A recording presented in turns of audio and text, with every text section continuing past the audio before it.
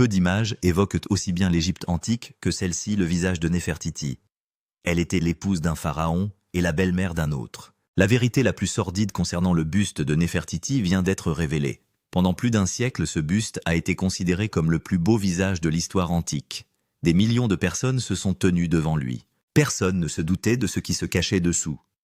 Chaque année, plus d'un demi-million de visiteurs affluent à Berlin pour admirer la reine égyptienne. Ce visage est le plus grand mensonge jamais venu d'Égypte. Un scanner a récemment percé le plâtre peint et a révélé à l'intérieur du calcaire quelque chose qui n'aurait jamais dû être vu, quelque chose de véritablement effrayant. La sculpture l'avait dissimulé intentionnellement. Et ce qui se trouve en dessous changera à jamais votre perception de cette image. Un détail caché choquant. Néfertiti était si puissante que son époux le pharaon fit sculpter son visage sur la proue de navires de guerre. Les murs des temples datant de son règne la représentent saisissant ses ennemis par les cheveux et brandissant une massue au-dessus de leur tête. Cette image, en 3000 ans d'art égyptien, n'avait jamais été utilisée que pour les pharaons, jamais pour une femme. Mais des récits plus sombres racontent que Néfertiti ne se contentait pas de vaincre ses ennemis. Après la bataille, elle buvait leur sang chaud et frais, car elle croyait qu'il lui transmettait directement leur force. Après sa mort, sa disparition ou son effacement selon les théories, un sculpteur laissa un buste d'elle dans son atelier de la cité perdue d'Amarna. Des archéologues allemands le découvrirent en 1912, gisant sur le côté, dans les décombres intacts, depuis plus de 3000 ans. Ils le ramenèrent à Berlin, l'exposèrent en sous-vitrine, et le monde entier en tomba sous le charme. Un long cou élégant, un visage parfaitement ovale, un œil peint avec une telle précision que des ophtalmologues modernes ont confirmé qu'il reproduisait l'anatomie d'un œil humain. Un visage si lisse, si intemporel, si parfait, qu'il avait été qualifié de plus beau portrait du monde antique par les érudits. Pendant plus d'un siècle, personne ne s'était interrogé sur ce qui se cachait dessous. Puis un scanner a examiné l'intérieur de la pierre, et ce qu'il a découvert dans l'obscurité n'avait été vu par personne depuis plus de 3000 ans. Tous les historiens de l'art pendant un siècle avaient supposé la même chose à l'intérieur de ce buste, un noyau de calcaire massif, une fine couche de plâtre peinte à l'extérieur. Rien d'inhabituel. Le scanner était censé confirmer ce que tout le monde pensait déjà. L'équipe s'est rassemblée autour de l'écran lorsque les résultats sont apparus. Quelque chose clochait profondément. Une forme inattendue se trouvait à l'intérieur de la pierre. Une forme émergeant du calcaire qui ne correspondait à rien de ce qu'ils s'étaient préparés à voir. Ils se sont approchés. Ils ont regardé à nouveau. Il y avait un visage à l'intérieur du buste. Un second visage, gravé directement dans le noyau de calcaire. Il était sous des couches de plâtre scellées dans l'obscurité. Et le plus choquant, il ne ressemblait en rien à celui de l'extérieur. Le nez était plus fin, plus long, plus prononcé. Sculpté par quelqu'un qui, assis face à une femme vivante, l'avait observé attentivement et avait retranscrit fidèlement dans la pierre ce qu'il voyait. Des rides marquaient les commissures des lèvres. Le sculpteur les avait gravées une à une dans le calcaire, millimètre par millimètre, comme s'il était déterminé à ne rien perdre de cette femme. Un pli se dessinait sous chaque œil, ce doux relâchement qui s'amorce lorsqu'une femme a entre 30 et 40 ans. Et la peau commence à révéler les marques du temps. Quelqu'un avait observé ces rides et les avait reproduites dans la pierre avec une précision absolue. Les deux moitiés du visage ne s'accordaient pas parfaitement. L'une était légèrement plus haute que l'autre, ce n'était pas une déesse. C'était une femme d'une trentaine ou d'une quarantaine d'années, avec des rides autour de la bouche, des plis, autour des yeux, un visage façonné par le poids des années. Et elle semblait ensevelie sous son propre portrait. Le sculpteur s'appelait Thoutmôsis. Il était le plus grand sculpteur royal d'Égypte. Il sculpta d'abord son visage véritable. Le nez fin, les traits de la bouche, le pli sous les yeux et la symétrie révélaient qu'il s'agissait d'un être humain. Il la représenta telle qu'elle était, vieillie et réelle, imparfaite et vivante. Puis il recouvrit chaque millimètre de son visage de plâtre humide. Il le lissa. Il façonna le nouveau visage jusqu'à ce qu'il soit jeune, lisse et parfaitement symétrique. Une femme qui n'avait jamais existé, qui n'avait jamais eu droit à une seule ligne car elle n'était pas réelle. Et il envoya cette femme dans le monde à la place de la véritable. Le visage caché n'était pas seulement différent du visage extérieur. L'analyse faciale médico-légale du portrait intérieur en calcaire estima que la femme représentée avait entre 30 et 40 ans. Une femme dans la force de l'âge avec des années derrière elle et d'autres à venir. C'était la véritable Néfertiti. Le masque extérieur montre une femme qui ne paraît pas plus âgée que 25 ans tout au plus. Thoutmôsis se tenait devant cette pierre et fit un choix. Il regarda le vrai visage de la femme la plus puissante d'Égypte et l'étouffa, de son vivant. Alors qu'elle vivait dans ce palais respirant et régnant, ignorant tout du fait que l'image la plus célèbre de son visage jamais créée était un mensonge, Néfertiti était vivante lorsque cela se produisit, et elle ne le sut jamais. Puis il y a l'œil. L'œil droit est l'un des éléments les plus troublants jamais placés dans une sculpture. Cristal de roche, peinture noire, de la cire d'abeille scellant chaque couche. Les ophtalmologues modernes confirment que l'anatomie reproduit un œil humain vivant avec une telle précision que les personnes se tenant devant le buste ont l'impression d'être observées de l'intérieur de la pierre. L'orbite gauche est complètement vide, un trou noir et creux. Pour saisir toute l'horreur de cette orbite vide, il faut comprendre les croyances des Égyptiens concernant l'âme.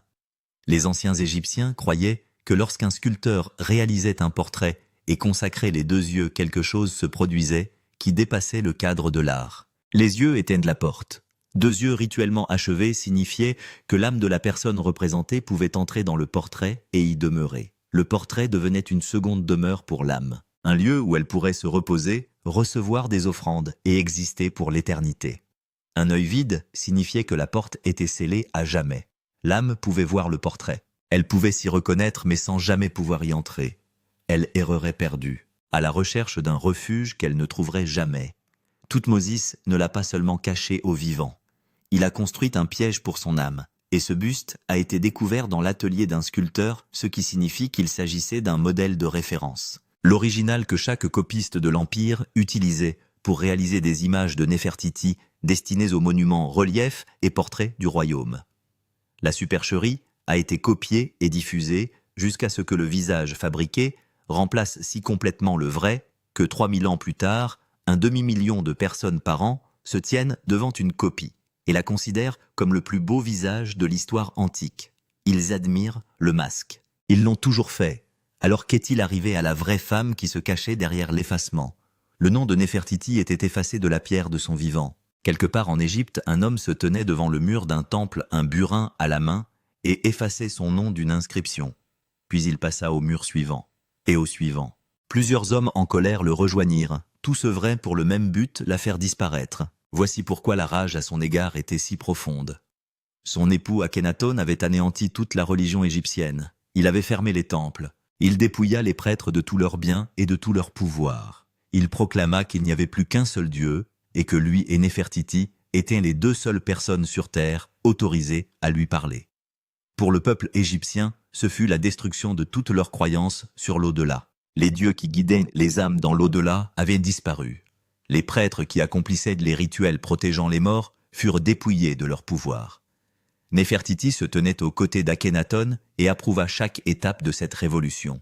Elle n'était pas une simple spectatrice, elle était le visage de la révolution.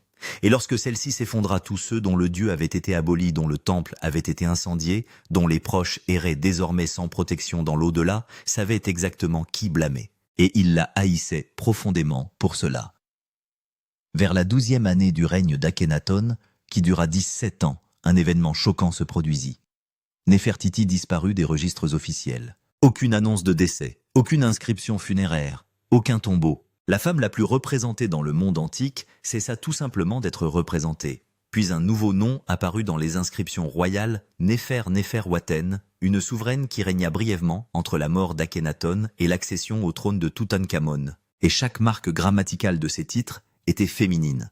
Les pronoms étaient féminins. Les terminaisons verbales étaient féminines. L'égyptologue James Allen consacra des années à l'étude de ces inscriptions et parvint à démontrer que Néfer-Néfer-Waten et Néfertiti étaient une seule et même personne.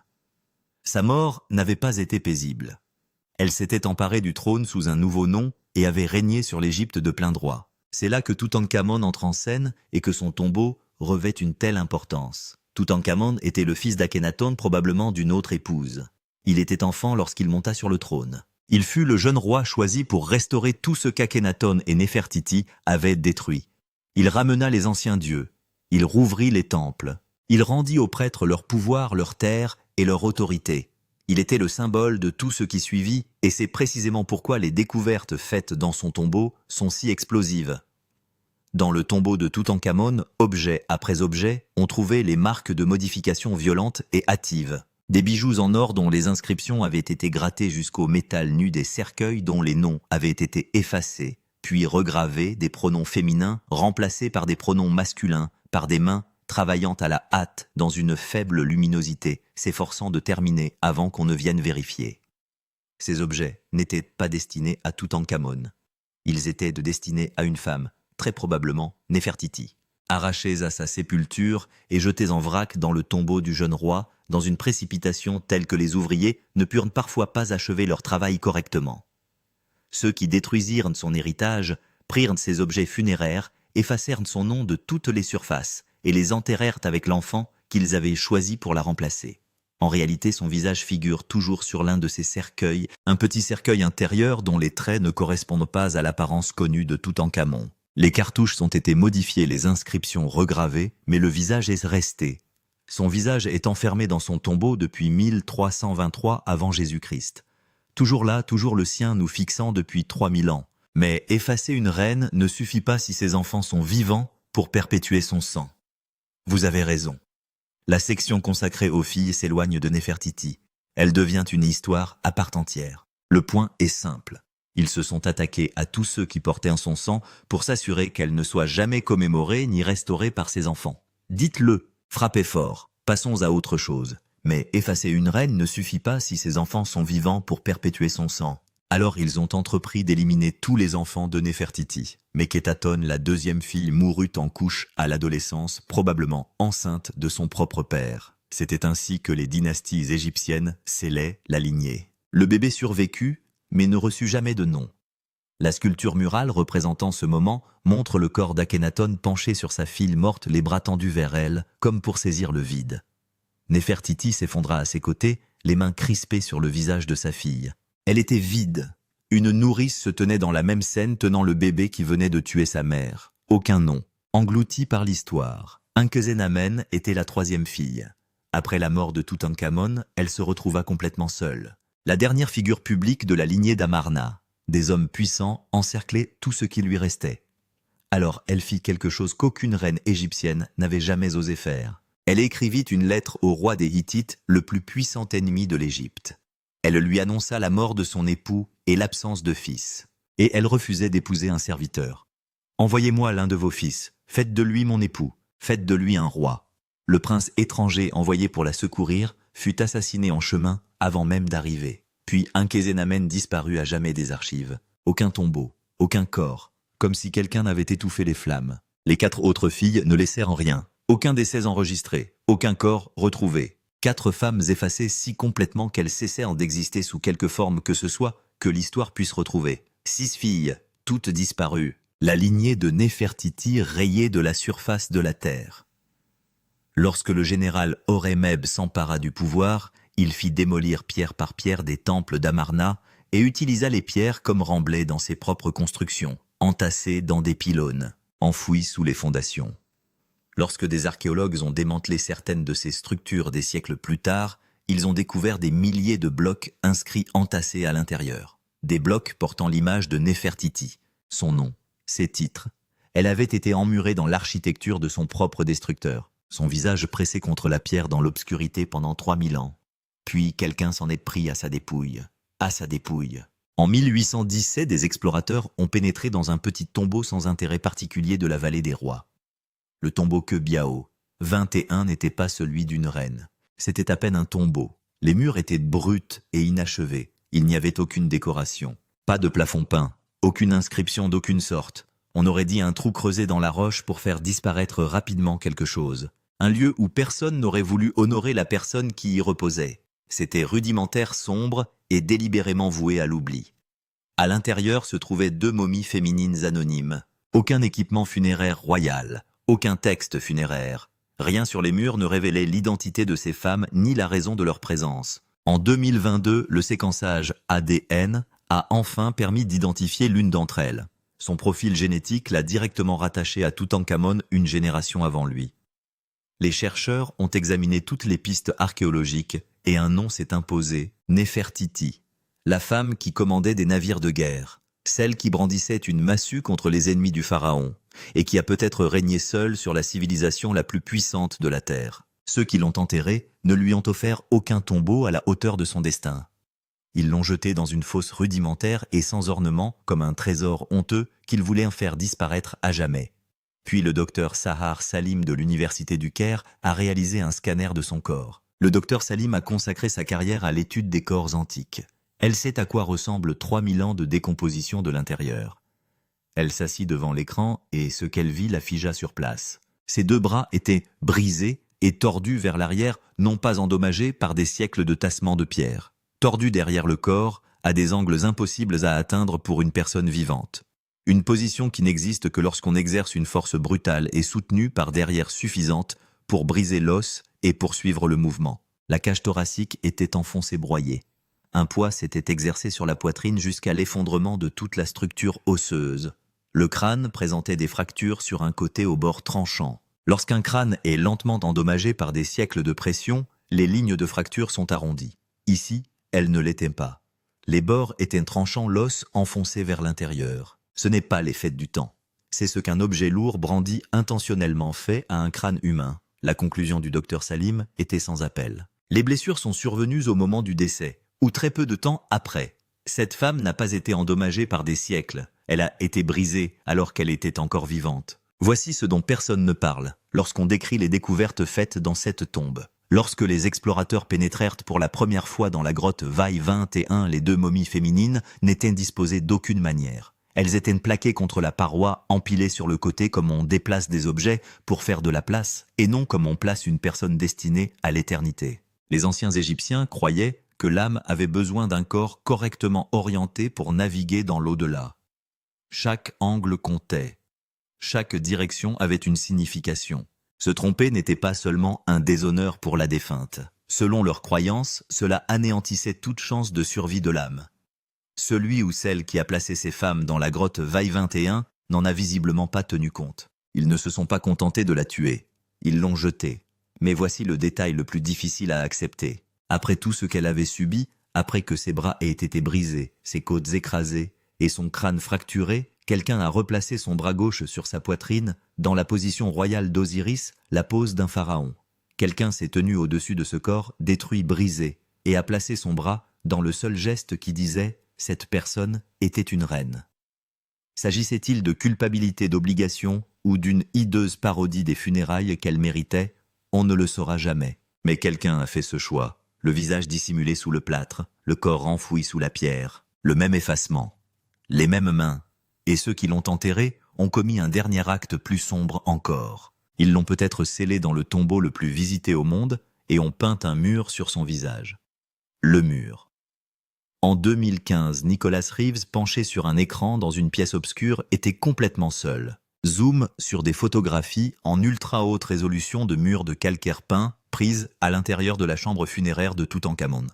Il travaillait ainsi depuis des mois, s'attaquant aux couleurs à la surface peinte pour atteindre la géométrie brute de la pierre. Soudain, il aperçut quelque chose qui le stupéfia. Sur les murs nord et ouest de fines lignes se dessinaient, des contours subtils qui ne suivaient pas le grain naturel du calcaire, des lignes épousant la géométrie précise d'encadrement de portes, des portes scellées, clouées et recouvertes de peinture si complètement que pendant 3000 ans, des visiteurs les avaient croisées sans que personne ne soupçonne leur présence. Le tombeau de Toutankhamon a toujours été étrange. Trop petit pour un pharaon, son agencement enfreint toutes les conventions habituelles des tombeaux royaux. Et lorsque les chercheurs ont analysé les pigments à l'intérieur de la chambre funéraire, ils ont fait une découverte improbable. La peinture était encore fraîche lors du scellement du tombeau. L'humidité emprisonnée a provoqué la prolifération de moisissures sur les murs quelques heures seulement après la fermeture.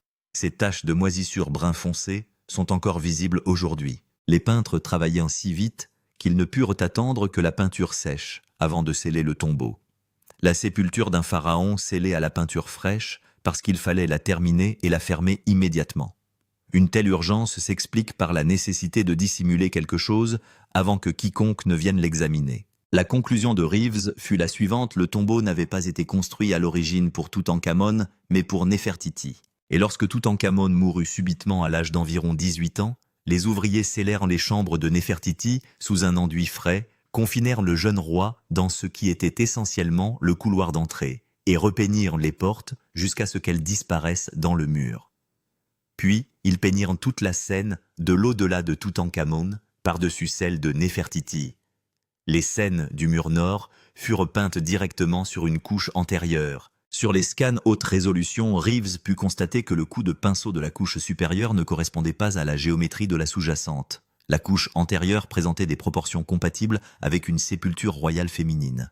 En 2016, une équipe japonaise a utilisé un géoradar sur la paroi nord et a signalé des anomalies compatibles avec la présence d'une cavité cachée. Le monde entier s'est enflammé. Puis, en 2018, une équipe italienne équipée de matériel plus récent a conclu que ces signaux étaient des variations naturelles du calcaire, pas des chambres. Rien derrière le mur, 2 équipes, le même mur. Des conclusions diamétralement opposées. Le seul moyen de savoir qui a raison est d'ouvrir le mur. Les autorités égyptiennes s'y opposent. Reeves n'a pas bougé de sa position depuis 10 ans. Il croit toujours que Néfertiti s'y trouve. Et voici un point presque passé sous silence. En 1912, lorsque des archéologues allemands ont exhumé le buste à Amarna, un site situé dans le désert égyptien, ils l'ont rapatrié à Berlin. L'Égypte affirme qu'il a été emporté illégalement, que l'accord de fouille prévoyait le partage d'importantes amendes et que le buste a été délibérément sorti clandestinement, sa véritable importance étant dissimulée aux autorités égyptiennes à la frontière. L'argument de l'Allemagne est plus simple. Ils l'ont trouvé, ils l'ont restauré, ils l'exposent depuis plus d'1 siècle. Et la propriété légale a été transférée il y a longtemps conformément aux lois qui régissaient les fouilles à l'époque. L'Égypte se bat depuis des décennies pour la récupérer. L'Allemagne a refusé chacune de ses demandes. Mais si le véritable tombeau de Néfertiti était découvert derrière ce mur, si son corps était retrouvé et authentifié, tout changerait. Un tombeau et un corps authentifié constitueraient l'argument le plus puissant jamais avancé par l'Égypte. Vous l'avez trouvé. Vous savez qui elle est. Maintenant, rendez-lui son visage. Ce mur que personne n'ose percer est au cœur d'un conflit centenaire concernant la propriété du visage le plus célèbre du monde antique. L'Égypte veut des réponses. L'Allemagne veut que le débat reste complexe. Et Néfertiti demeure enterré des 2 côtés. Son vrai visage est enfoui sous du plâtre à Berlin. Son vrai corps est peut-être enfermé derrière un mur en Égypte. À qui appartient-elle? Qui a le droit de la retrouver? Qui a le droit de la garder cachée 3000 ans plus tard? Et les puissants décident encore de ce que le monde a le droit de savoir à son sujet. Certaines choses ne changent jamais.